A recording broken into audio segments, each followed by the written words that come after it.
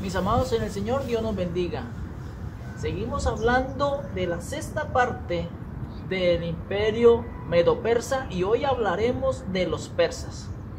Los persas estaban emparentados con las antiguas tribus arias que venían de Irán. Los iraníes tenían un mismo antepasado y sabemos que fue Jafé a través de su hijo Madai, como lo dice Génesis capítulo 10 versículo 2.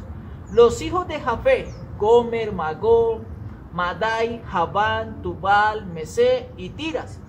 Su geografía o su territorio, como eran parientes y estaban cercanos en los mismos límites, al principio no se relacionaban, estaban con diferencia de posición o con diferencia de GPS, si lo hablamos de una manera ilustrativa.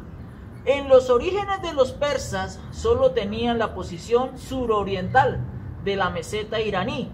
Persia limitaba al noreste con Elán, al norte con Media, sus parientes al este con Carmania y al sur con el Golfo Pérsico. Al igual que los medos, se dedicaron a la cría de ganado y hasta cierto grado a las labores agrícolas por los problemas del clima. Los terrenos estériles son áridas, desérticas, pero habían valles, llanuras fértiles y allí practicaban la agricultura. Veamos las capitales persas, las más importantes. La más importante era Ecbatana, la cual también era capital de los medos y estaba en el territorio medo, pero se unieron los gobernantes a Ecbatana como sede administrativa del reino bipartito entre los medos y los persas, siendo Ecbatana la capital tanto de los medos y de los persas. En la Biblia Reina Valera 1960, la palabra Ecbatana se le traduce Admeta. Lo curioso es que en la mayoría de los historiadores traducen es Ecbatana, pero la Reina Valera traduce es Admeta, pero llegamos a la conclusión en que Admeta y Ecbatana son lo mismo.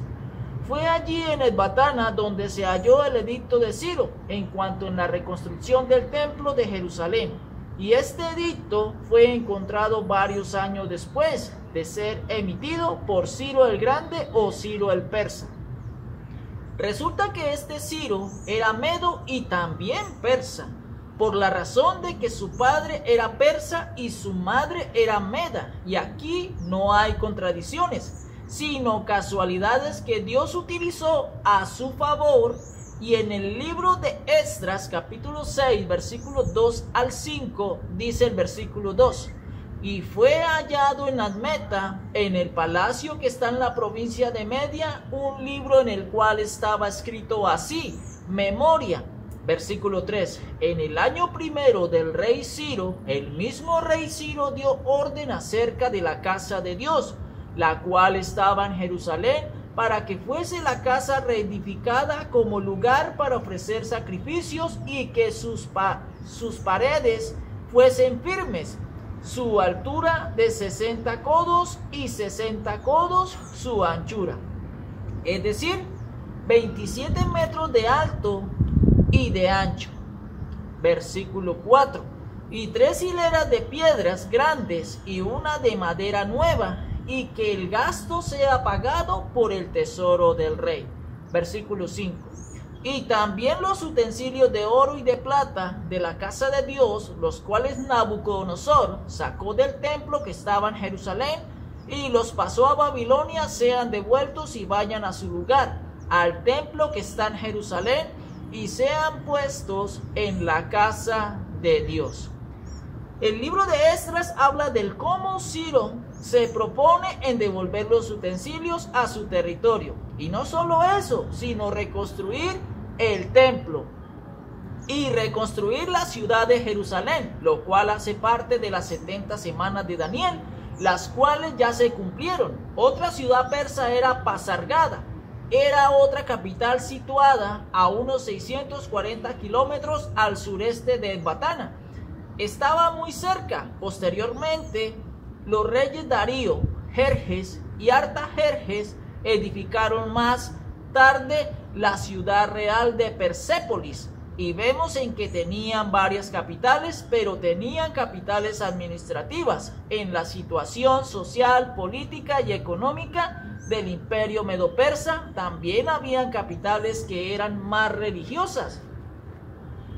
Pero hay una cuarta capital que hay que tener en cuenta, porque en ella sucedieron una serie de cosas, y esa capital fue Susa, situada cerca del río Coaspes, siendo Gerha del antiguo Irán. Así hemos visto 4 capitales: una, Epatana; segunda, Pasargada; tercera, Persépolis; y la cuarta, Susa, las cuales eran importantes. Pero ¿por qué Susa es importante? Porque Darío el Grande edificó un magnífico palacio, y con el paso del tiempo Susa se convirtió en el centro principal administrativo del imperio, donde hubieron cambios en las demás capitales, pero Susa se mantuvo. Y más cuando leemos en el libro de Esther, esta ciudad cumplió un papel importante en cuanto a las profecías. El principal dios persa era Ahura Mazda. El zoroastrismo era la principal religión de los persas. Se dice que Zoroastro era un profeta persa, del cual se cansó de tener tantos dioses. Llegó el momento y dijo, como profeta, en que Ahura Mazda era el único Dios, y consiguió que el imperio fuera monoteísta y dejaran de ser politeístas, de muchos dioses. Es la primera vez en que un pueblo se vuelve monoteísta en adoración a un solo Dios. Otra de las curiosidades: creían en el infierno, en un alma inmortal en el paraíso, creían en que vendría un hijo de Dios a morir por los pecadores, hasta el punto de que los contradictores de la Biblia dicen que la Biblia y Jesucristo tomaron el zoroastrismo, convirtiéndolo en el judaísmo, etcétera, etcétera. Volviendo a los persas, ya sabemos que estaban emparentados con los medos, eran vecinos que tenían sus límites, que subsistían a través de la ganadería y de la agricultura, y tenían ciudades muy importantes como Ecbatana y Susa. Tenían relevancia en las profecías bíblicas y llegó a ser el centro administrativo del imperio de los medos y de los persas. A diferencia de los medos, los persas eran sumamente organizados. Eso hizo con el tiempo Persia empezó a sobreponerse, como lo dice la profecía del cuerno que creció más que el otro.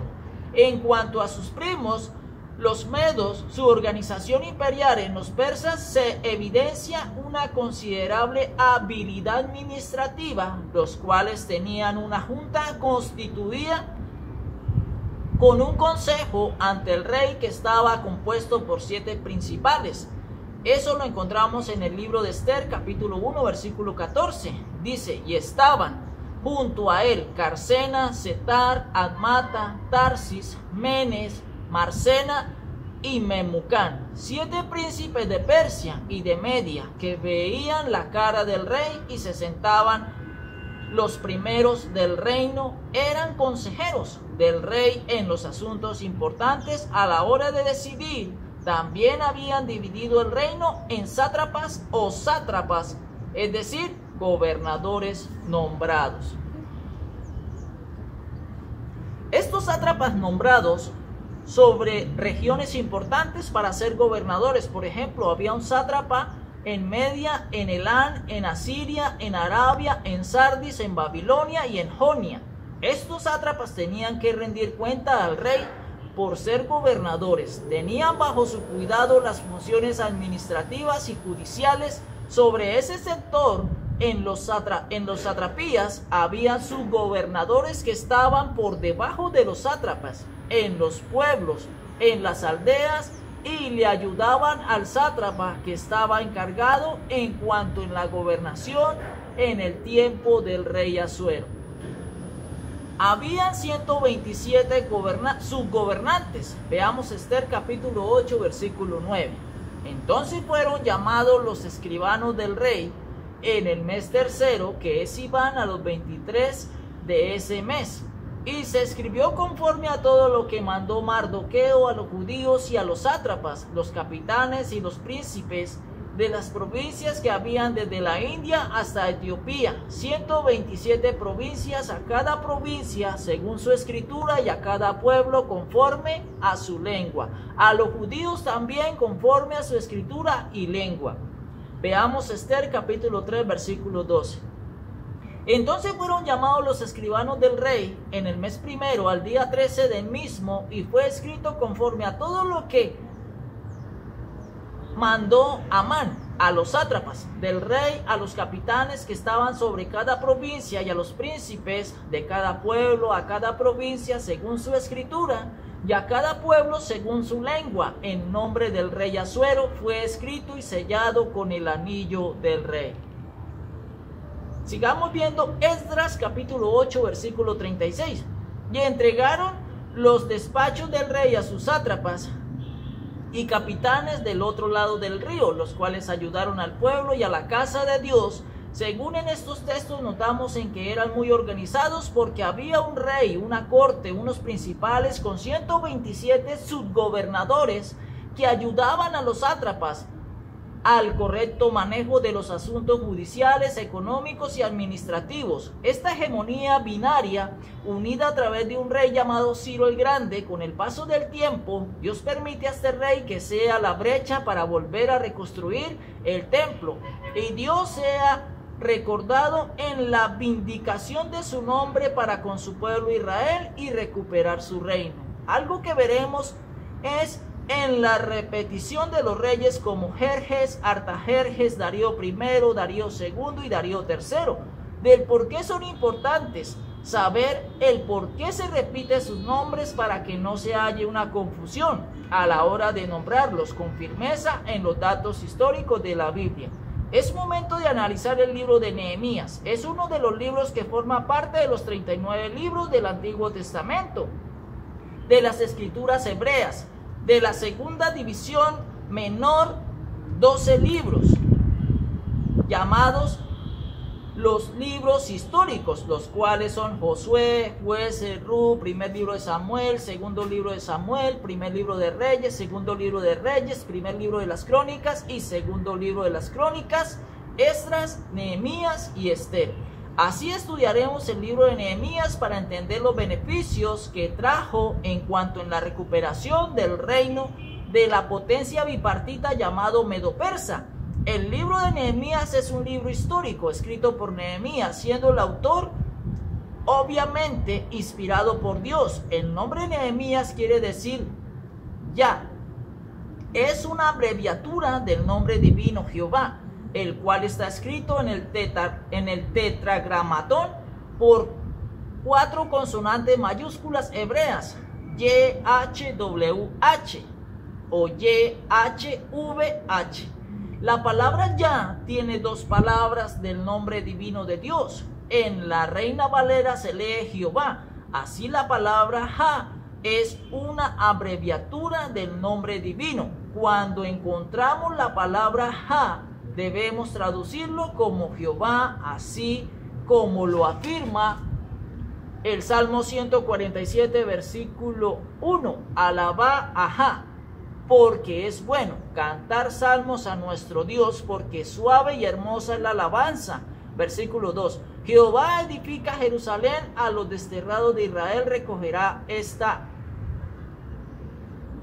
Esta abreviatura en las escrituras hebreas, versiones originales, aparece 50 veces y 26 veces aparece solo y 24 veces en la expresión aleluya, lo cual quiere decir alabemos a Ja.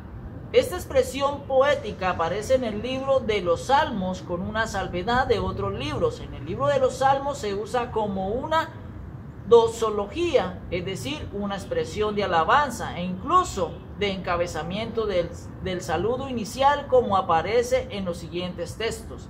Salmo 135 versículos 3 y 4, Salmo 68 versículo 4, Salmo 77 versículo 11, Salmo 118 versículo 5, Salmo 122 versículo 4, Salmo 115 versículos 17 y 18, Salmo 147 versículo 1 e Isaías 38 versículo 11. Esas abreviaturas las encontramos en la Reina Valera. La expresión Ja Isaías capítulo 38, versículo 11.